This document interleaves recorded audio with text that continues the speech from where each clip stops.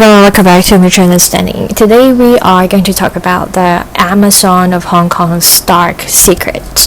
Imagine you are living in one of the most densely populated cities on earth, Hong Kong. You need milk, you need laundry detergent, and maybe some frozen chicken for dinner. You don't go to a physical store. You open an app called HKTV Mall. And for those of you listening from London, New York, or Singapore, think of Hong Kong TV Mall, HK TV Mall, as the Amazon of Hong Kong. It is the undisputed king of e-commerce in the city. It is the platform people rely on for everything from high-end electronics to the basic household essentials. But on March 30th, 2026, this household name did something that no other retailer in the history has ever done. In their official 2025 annual results, buried under spreadsheets of profit margins and delivery logistics, they disclosed a project that sounds like it was ripped straight from a season of Black Mirror. They didn't just announce a new delivery drone, they announced 38 experiments in head-body separation. Today we are asking a question that should haunt every customer in the digital age. Is your grocery bill funding the first steps towards human immortality, and at what cost? Let's look at the data points that have sent shock waves through the global biotech community.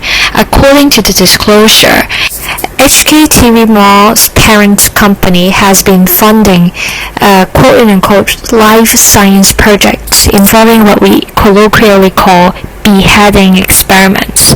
Here is what they found. The brain window. Using EEG monitoring, which is the electroencephalogram monitoring, they discovered that a detached animal head could maintain brain activity for approximately 7 hours. And the limb window, detached limbs and muscles remained viable and responsive to electrical stimulation for up to 46 hours. And investment, this isn't a hobby. They are funneling Hong Kong dollars 15 million, which is roughly 6.4 million in US dollars, into this annually. So why does an e-commerce company care about the electrical signals of a severed head? The official line is organ preservation and quote-unquote life extension.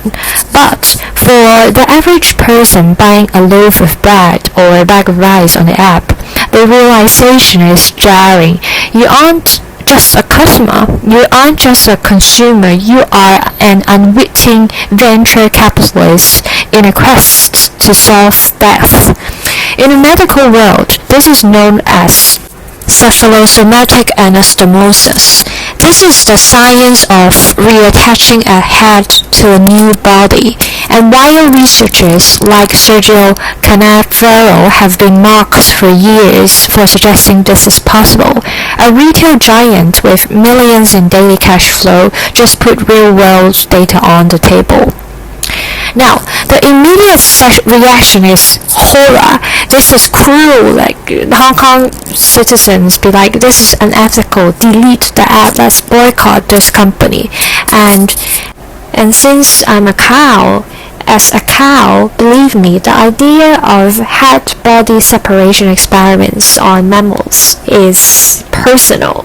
But let's step back and look at this from a macro, historical, or anthropological perspective. If we are being brutally honest, isn't this exactly how humanity has always moved forward? Historically, we have always bought our progress with the currency of suffering. Say, for example, if we look at infrastructure and slavery, we admire the historical wealth of empires, but from a cold macroeconomic view, systems like slavery were used to bypass labor costs and build the infrastructure of the modern world. It's a sad, dark truth of human anthropology that sacrifice often precedes skills. using war and technology as an example, your GPS, the internet, and even the microwave in your kitchen are war babies. They were born from the necessity of killing more efficiently. In history, progress often follows a grim equation, which is shown on the screen below. We like to think we are more quote-unquote civilized now, but are we? Or have we just outsourced the ethical debt to laboratories in undisclosed overseas locations? If H.G. Moss's 38 experiments lead to a way to save a child from total organ failure, will history forgive the method? Or is there a line we should never cross, no matter the reward? And now moving on next, the immortal elite and the genetic clone. Let's talk about the who. If this technology works, if we can keep a head alive for 7 hours and then 7 days and then successfully graft onto a new body, who gets the new body? This is where it shifts from science fiction to global class warfare. We're looking at the potential birth of new eugenics. The commodity body. Imagine a world where the wealthy don't just buy Ferraris, they buy spare shells. And if you can graft head A onto a body that is a genetic match, perhaps a clone grown specifically for the organs, for parts, you have efficiently achieved biologically immortality. But this creates a terrifying stagnation in the current world, and by stagnation, think about this. In the current world, one thing that levels the playing field between a billionaire and a beggar is time. We all eventually run out of it. But if the elite can hit reset by swapping bodies, we aren't just talking about a wealth gap, we're talking about a speciation event, and a world where the heads of the world never have to step down, never have to pass the torch, and never have to face the consequences of their actions. Well, let's think about the necessity of death. Elon Musk once made a very mutual understand style observation. He said that death is actually necessary for human progress. Why? Because humans rarely change their minds, they just die. And when they die, they take their old rigid ideas with them, leaving room for the next generation to think differently. Think about Albert Einstein. Albert Einstein. He was a genius who reshaped our understanding of the universe. But imagine if Einstein were still alive today, 147 years old, occupying the top seat at every scientific institution. Would he have allowed the next generation of top-tier scientists to challenge his theories? Or would his sheer immortal authority have stifled the very innovation that he himself started?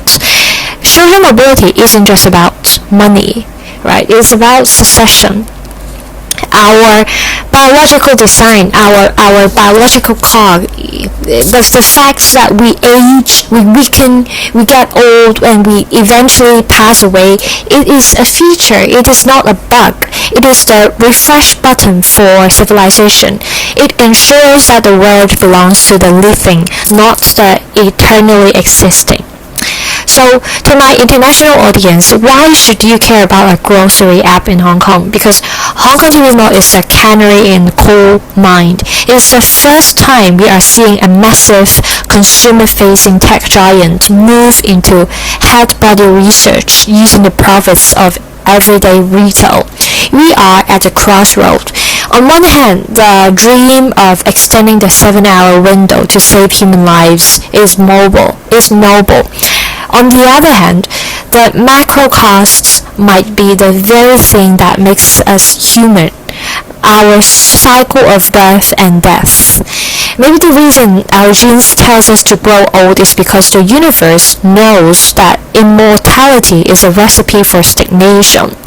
So the next time you order your groceries, wherever you are in the world, ask yourself, what am I actually paying for? Is it just the food on the table, or is it a ticket to a future where some of us never have to leave? So so this is the podcast for today. Thank you much for joining. If you enjoyed this video, make sure to subscribe, like this video, and comment your nonsense below. I'll see you in the next one.